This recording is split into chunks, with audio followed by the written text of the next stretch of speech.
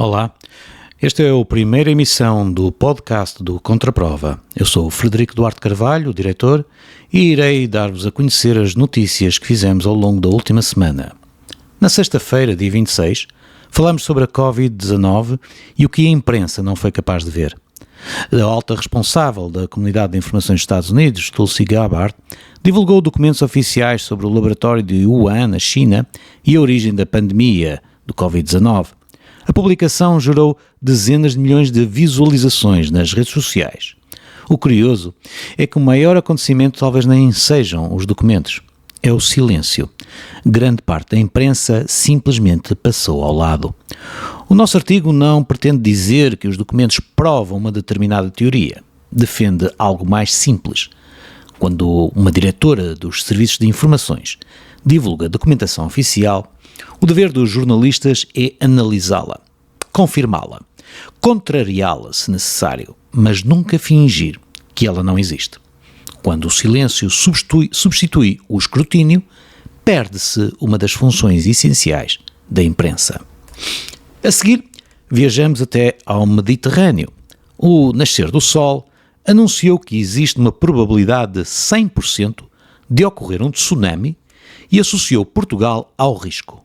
Parece assustador, mas a percentagem refere-se à possibilidade de ocorrer, em qualquer ponto do Mediterrâneo, pelo menos um tsunami ao longo dos próximos 30 anos. Não amanhã, não na próxima semana, nem sequer em Portugal. Misturar probabilidades acumuladas, escalas temporais e riscos diferentes produz um resultado previsível, uma sensação de urgência que os próprios dados científicos não justificam. Veredicto enganador. No sábado, demos um laus proba a uma reportagem da Time, um elogio jornalístico. Enquanto os gigantes tecnológicos prometem uma nova revolução com a inteligência artificial, a revista Time decidiu olhar para quem está a construir essa revolução, os trabalhadores comuns, e encontrou trabalhadores feridos, processos judiciais, acidentes graves e falhas de segurança em data centers erguidos à velocidade da luz. É uma investigação exemplar porque faz aquilo que o bom jornalismo deve fazer. Enquanto todos olham para o brilho da tecnologia, alguém decide iluminar as sombras. Também no sábado tivemos a rubrica Aliança das Carteiras. Encontramos jornalistas alojados a convite de hotéis, viagens financiadas por entidades que depois são objeto das reportagens e até uma deslocação organizada pela NATO para mostrar a frente leste da aliança. Tudo isto é legal quando é transparente, a questão é outra, até que ponto um leitor consegue distinguir onde termina a informação independente e onde começa a promoção institucional ou comercial. A confiança também depende dessa fronteira. No domingo, nos Economistas do Diabo, Luís Gomes analisou uma notícia do Expresso sobre o euro digital.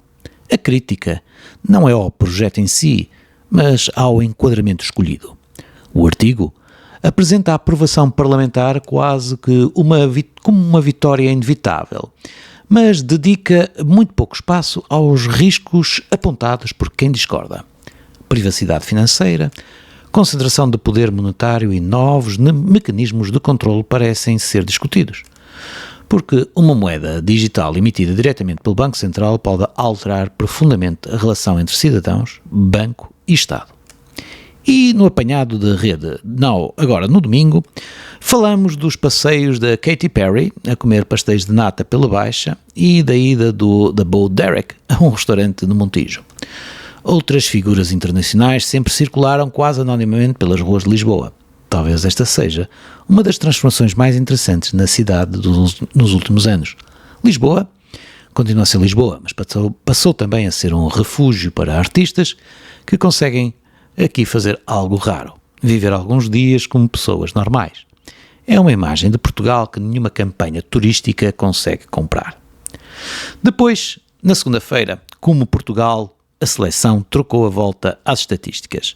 O Mundial dos Estados Unidos entrou agora na fase das eliminatórias. Portanto, fomos confirmar o modelo estatístico de Joaquim Clemente, que foi objeto de um apanhado na rede do Contraprova no mês passado, por ter criado um modelo estatístico que lhe permitiu prever os vencedores dos 3 últimos campeonatos do mundo. Acontece que desta vez poderá falhar e o maior responsável pode muito bem ser Portugal. Portugal, a seleção, ao terminar o grupo em segundo lugar, mudou completamente a árvore das eliminatórias e destruiu boa parte do percurso previsto pelo modelo que previa uma final entre Portugal e a Holanda, os Países Baixos, como se diz agora.